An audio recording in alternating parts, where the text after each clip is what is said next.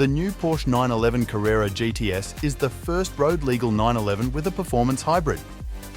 This concept significantly improves the sports car's dynamics and delivers a system output of 398 kilowatts. That's a whopping 45 kilowatts more than its predecessor.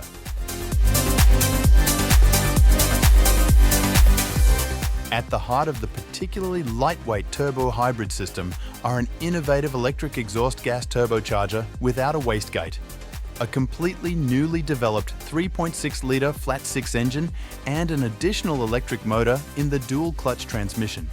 A compact high-voltage battery fitted under the bonnet completes the system.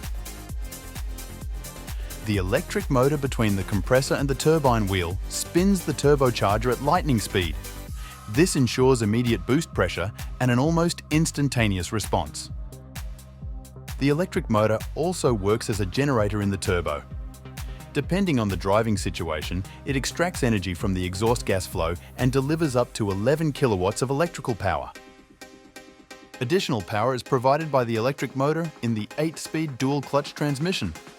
It supports the boxer engine with up to 40 kilowatts and 150 Newton meters. Both electric motors are coupled to a super light 400-volt battery. It can store up to 1.9 kilowatt-hours of energy incredibly quickly and return it to the electric motors just as fast. The system reacts automatically to the driving situation.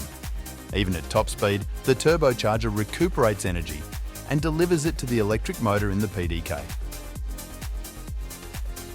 The new 911 Carrera GTS has a top speed of up to 312 km per hour and can sprint from 0 to 100 km per hour in exactly 3 seconds.